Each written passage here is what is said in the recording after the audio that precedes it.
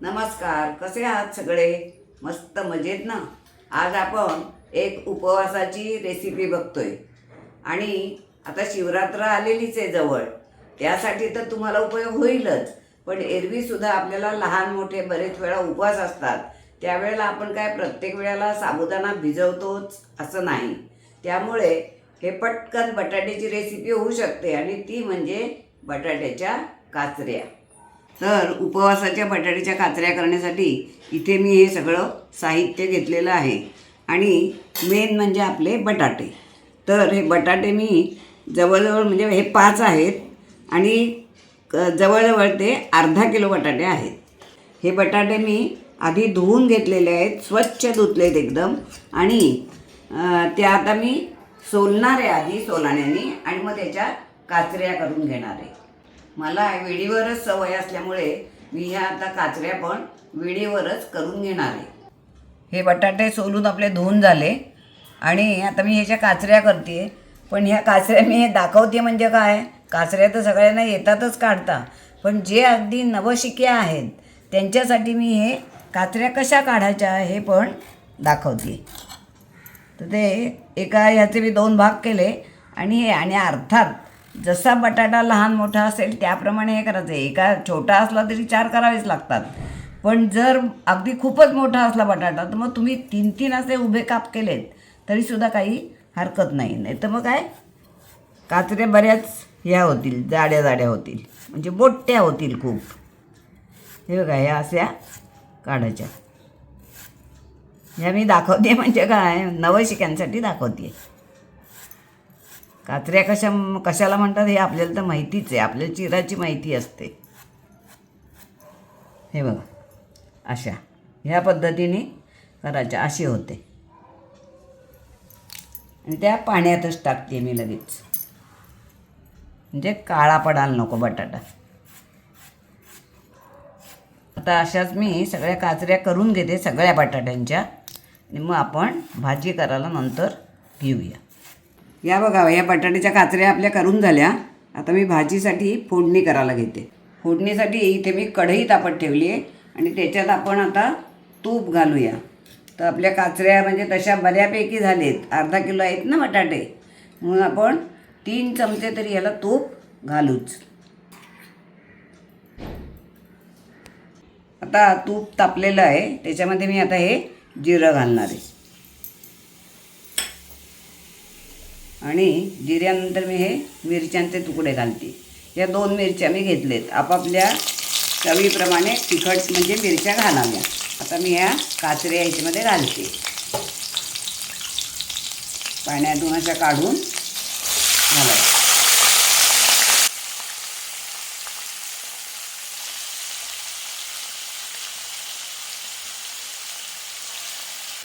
आम्ही उपासाला जिरं खातो म्हणून मी जिरं घातलं आहे फोडणीमध्ये, पण तुम्ही जर नसाल खात तर मग नुसत्या मिरचीची फोडणी केली तरी चालेल.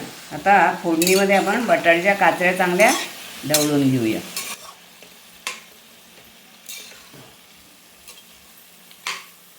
आता आपण या काचऱ्या पाण्यातून काढून असं चांगल्याच अशा निथळूनच टाकलेत, पण त्याच्याबरोबर जेवढं पाणी आपसुका गेलं आहे तेवढंच पाणी त्याला शिजण्यासाठी पुरणार आहे. त्यामुळे वेगळं पाणी त्याच्यात आपल्याला घालायचं नाही आहे. अशा ढवळून झाल्या की मी आता त्याच्यावर झाकण ठेवणार आहे. आता 2-3 मिनटं असं झाकण ठेवायचं आणि आपल्याला परत त्या ढवळून घ्यायचे आहेत, कारण आपण त्याच्यात पाणी बिणी घातलेलं नाही आहे. त्याच्यामुळे त्या अशा म्हणजे खूप वेळ असं झाकून ठेवून चालणार नाही. 2-2, 3-3 मिनटांनी झाकण काढून आपण ढवळून बघायचे आहेत. त्या 2 ते 3 मिनटं झालेली आहेत झाकण ठेवून.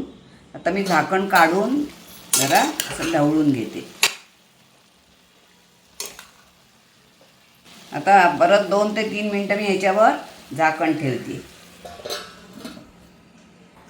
मी इथे फोडणीमध्ये हिरव्या मिरच्या घातलेत, पण तुम्ही जर हिरव्या मिरच्या नसतील तुम्हाला वापरायच्या आणि तुम्ही जरी लाल तिखट घातलं तरीसुद्धा चालेल, पण ती लाल तिखट म्हणजे फक्त मिरचीचीच पावडर असायला हवी, ती त्याच्यात कुठलाही मसाला असता कामा नये.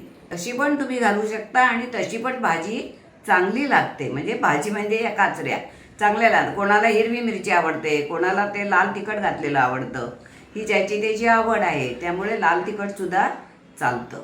आणि तुम्हाला आल्याचा जर स्वाद आवडत असेल तर थोडंसं 1-2 तुकडे छोटे छोटे आल्याचे पण फोडणीत टाकलेत तरीसुद्धा चालेल. त्याचा पण स्वाद चांगला येतो भाजीला. मी काय आत्ता घातले नाही आहेत, पण तुम्हाला आवडत असेल तर तुम्ही घालू शकता, कारण आलं पण उपासाला चालतं. आता एकदा परत झाकण काढून आपण हे ढवळूया आणि मग त्याच्यामध्ये ते बाकीचे जिन्नस आपण घेतलेत की नाही ते घालूया.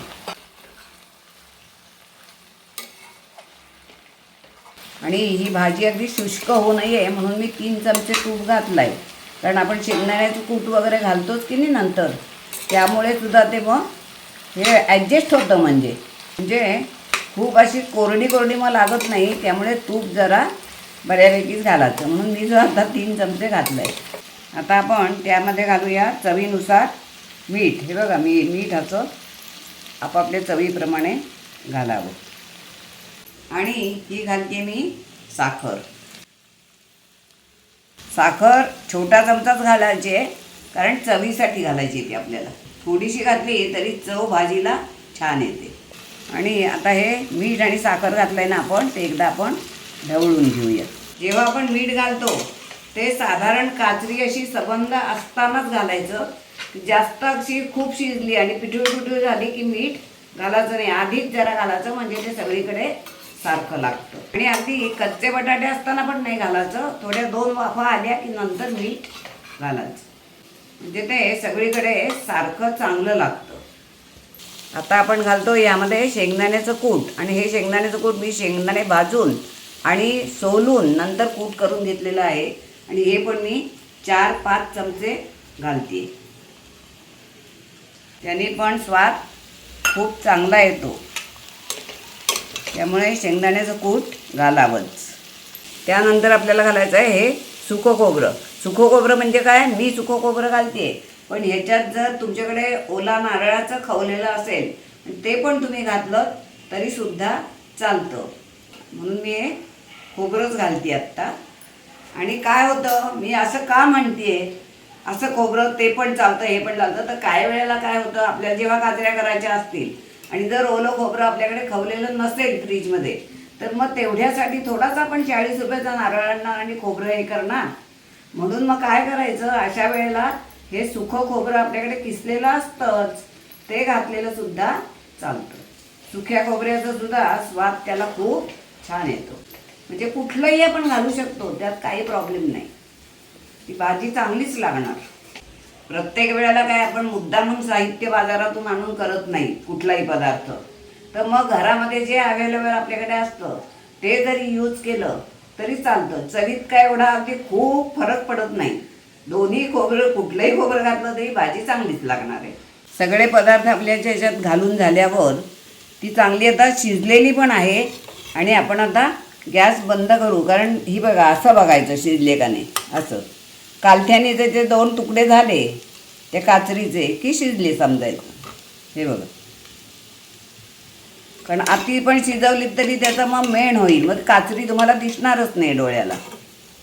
फक्त शिजले का नाही अशी जरा कोपऱ्यावर घेऊन अशी बघायची. ही बघा झाले 2 तुकडे त्याचे, म्हणजे शिजले ती. आता मी गॅस बंद करते आणि ही खाण्यासाठी भाजी तयार आहे. कशा वाटल्या तुम्हाला उपासाच्या बटाट्याच्या काचऱ्या? आवडल्या का? तुम्ही तर करत असालच, पण माझी पद्धत मी तुम्हाला दाखवली आहे. आणि कधी केल्या नसल्या तर करून बघा आणि कॉमेंट करून तुमचे अभिप्राय नक्की कळवा. आपण पुन्हा एकदा भेटूया अशाच एका छानशा व्हिडिओमध्ये. तोपर्यंत मस्त रहा आणि विशेष म्हणजे आनंदी रहा.